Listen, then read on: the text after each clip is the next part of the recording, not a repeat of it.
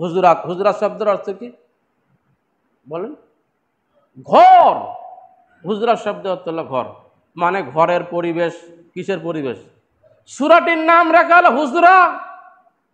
ঘরের পরিবেশ, ঘরের আদর্শ কিরকম হবে এই বিষয়ে এখানে আলোচনা। যান ঘর কি জিনিস, এখানে কোন ঘরের কথা বলা হয়েছে ভালো করে বোঝার চেষ্টা করেন।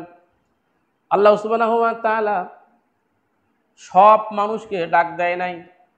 সব মানুষকে ডাক দিচ্ছে। যারা আন্ডার মেট্রিকের চাকরি হবে না, সার্টিফিকেট যার নাই আর চাকরি হবে না।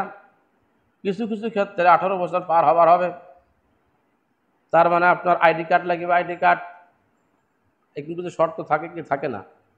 আল্লাহ সুবহানাহু ওয়া তাআলা এখানে শর্ত দিয়েছেন, ইয়া আইয়ুহাল্লাযীনা আমানু, যারা তোমরা ঈমান আনয়ন করো, শুনো তোমাদের জন্য কিছু কথা আছে। এই সূরার মধ্যে যে কথাগুলো আছে তার বিষয়বস্তু হলো এক মুসলমান আরেক মুসলমানের ভাই। এক মুসলমান আরেক মুসলমানের কি?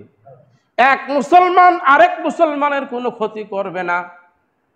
এই সূরার বিষয়বস্তু হলো যদি কোনো দায়িত্বশীল বিচারক, নবীওয়ালার দায়িত্ব যারা পালন করে, চেয়ারম্যান মেম্বার যারা হয়, মাতবর যারা হয়, মানুষের বিচার সালিশ যারা করে, বিভিন্ন জনকল্যাণমূলক কাজে যারা নিয়োজিত থাকে, এই লোকগুলা যদি ঘরের ভিতরে থাকে, হুজুরার ভিতরে থাকে, প্রয়োজন যার হবে ওই লোকটার আসিয়া ওই লোকটাকে সে ডাক দিবে না।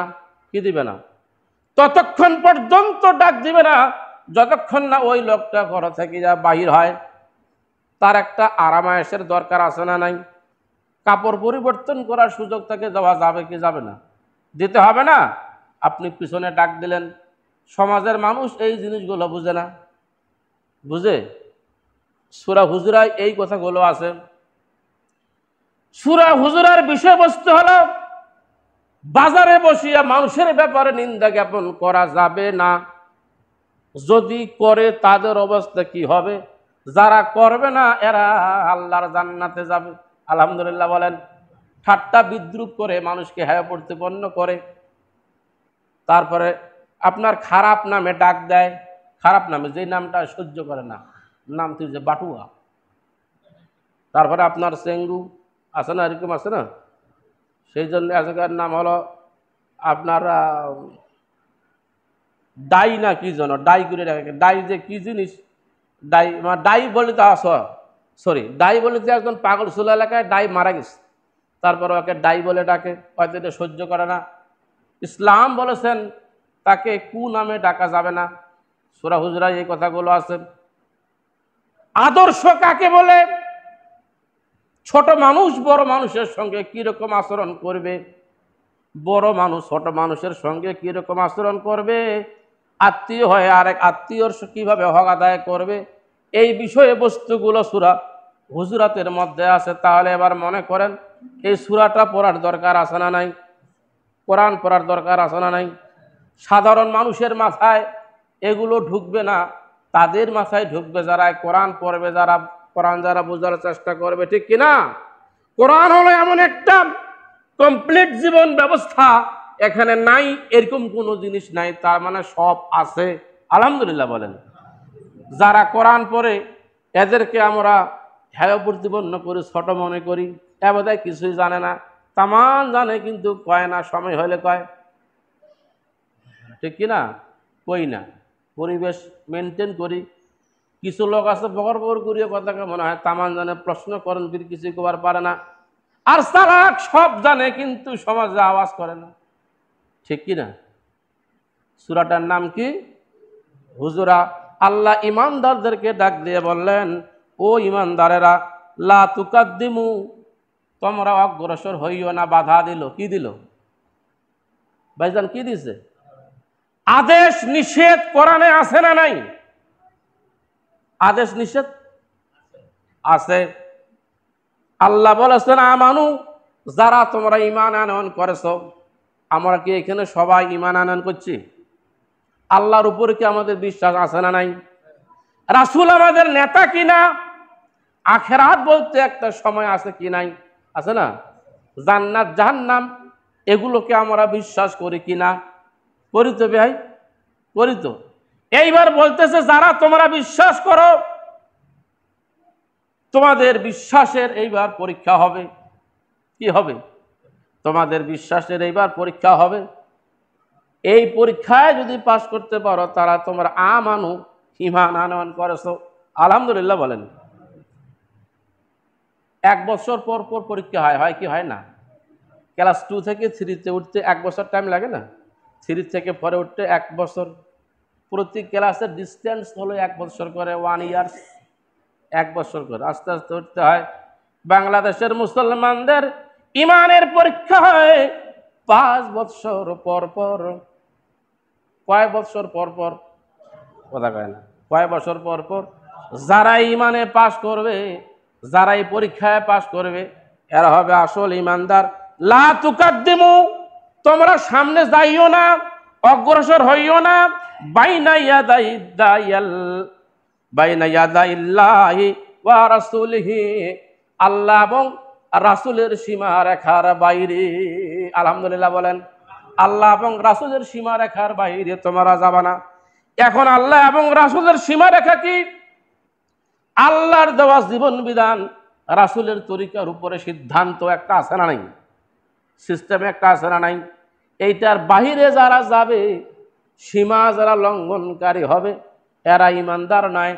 আর যারা সীমার ভিতরে থাকবে এরা হলো ইমানদার। আলহামদুলিল্লাহ বলেন। আরেকবার বলে ওয়ালা তুকাদ্দিমু বাইনা ইয়াদাইল্লাহি ওয়া রাসূলিহি, আল্লাহ আল্লাহর রাসূলের সীমা রেখার বাইরে তোমরা যাইও না, অগ্রণী হইও না, আগাম হাঁটিও না। আলহামদুলিল্লাহ বলেন। এখন আল্লাহ আল্লাহ রাসূলের নিয়ম নীতি কি, এটাকে জানার দরকার আছে না নাই? কিসের ভিত্তিতে তুমি তোমার জীবনকে পরিচালনা করতেছ, এটা রাসূলের তরিকার সাথে মিল আছে না নাই? তাফসীর নিয়ে আসছি, আমি সাথে নিয়ে আসছি দলিল।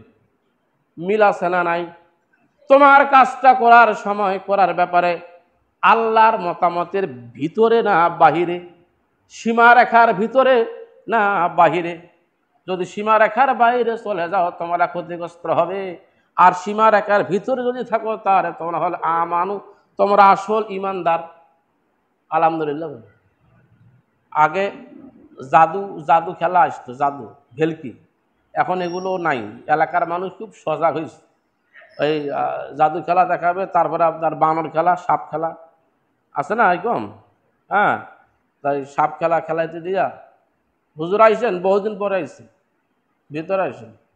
তো এই সাপ খেলা যায়, খেলা দূর দিয়ে একটা টান দেয়, এই দিক তাকান, একটা সীমা রেখা দেয়, এর ভিতরে ঢুকলে বাচ্চাদেরকে বলে তোমাদের পায়খানা পাস্তা কিন্তু বন্ধ হয়ে যাবে, কইলাম ভুলো আর ওর ভিতরে পা দেয় না। একটা সীমা রেখা দিচ্ছে না, এর ভিতরে আইসে যাবে না, তোমাদের পায়খানা পাস্তা বন্ধ হবে। হ্যাঁ, তো আল্লাহর একটা সীমা রেখা আছে। আল্লাহর কি আছে? বাইনা ইয়াদাইল্লাহি ওয়া রাসূলিহি, আল্লাহ আল্লাহ রাসূলের সীমার ভিতরে তোমরা থাকবে, বাইরে তোমরা যাবে না। এই আল্লাহ আল্লাহ রাসূলের সীমার ভিতরে থাকতে যাইয়া তোমাদের অনেক বিপদ হবে। এজন্য তোমাদেরকে আগে পরীক্ষাটা দিতে হবে। কি দিতে হবে? এমন একদিন আসবে, পরীক্ষা দেওয়ার একটা সুযোগ আসবে বাবা। সেই দিন নারীদের একটা কাতার হবে, ভালো করে বোঝার চেষ্টা করেন। পুরুষদের একটা কাতার হবে, আলাদা আলাদা লাইন হবে। পুরুষ হোক নারী হোক, ঘরের ভিতরে ঢুকিয়া দেখবে 2 লাইনে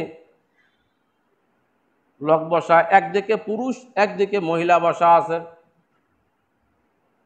যখন আপনি সেইখানে যাবেন পরীক্ষা দিবার, বলবে যে আপনার নাম কি, আপনি নাম বলবেন, পিতার নাম বলবেন, বলার পরে আপনাকে খুঁজিয়া বাইর করে দিয়ে আপনার ছবির সঙ্গে ছবি মিল করবে কিনা? ছবির সঙ্গে ছবি মিল করার পরে এই দিকে তাকান, আপনার এইখানে একটা চিহ্ন দিবে না? পরীক্ষার সেন্টারে একটা চিহ্ন দেয় না? এখানে সেন্টার বোঝা পান নাই মনে হয়, বলতেছি দাঁড়ান। এইখানে একটা চিহ্ন দিবে, একটা কালি দিবে, একবারে পরীক্ষা আর দিবার পারবো না এই বছর। এইখানে একটা চিহ্ন দিবে, চিহ্ন দেওয়ার পরে একটা ছোট একটা বইছে কি কাগজ ছিঁড়ে দিবে। এই কাগজটা যে কোনো কালারের হইতে পারে, কয়েকটা মার্কা সেইখানে থাকবে, আর আপনার হাতে একটা সিল দিবে। সিলটা দেওয়ার পরে বলবে পরীক্ষার আসল সেন্টারে যাও, ওই যে কোনায় কাপড় দিয়ে ঘেরা আছে, ওইখানে যাও, পরীক্ষা দাও। সেইখানে আব্বা আম্মা থাকবে, কথা বলেন, নেতা থাকবে, থাকবে বুঝাবার নেই, মন্ত্রী থাকবে না, আমার পরিষদের চৌকিদার থাকবে, গ্রাম পুলিশ থাকবে, কেউ থাকবে না বাবা। থাকবে শুধু একমাত্র আল্লাহ। সুবহানাল্লাহ বলেন। ওই পরীক্ষা দেওয়ার সময় আপনি কিভাবে পরীক্ষা দিলেন, আপনার সাপোর্ট কোনখানে গেল, 5 বছর পরে আপনি সেইখানে পরীক্ষা দিতে গেলেন, আপনার সিলটা কোনখানে গেল, বাইনা ইয়াদাইল্লাহি ওয়া রাসূলিহির পক্ষে হলো না এর বিপক্ষে হলো, আল্লাহর সীমারেখার ভিতরে হলো না আল্লাহর সীমারেখার বাইরে হলো। সিল দিলেন কোন মার্কার উপরে? এই যে পরীক্ষা আপনার পাস ফেলের জায়গা, জোরে কোন ঠিক নেবে ঠিক? যদি আপনি আল্লাহর সীমারেখার ভিতরে যদি আপনার সিলটা পড়ে, তাহলে আপনি হলেন মুমিন। আপনাকে ডাক দেওয়াটা আল্লাহর যুক্তিগত আছে, ঠিক কি না?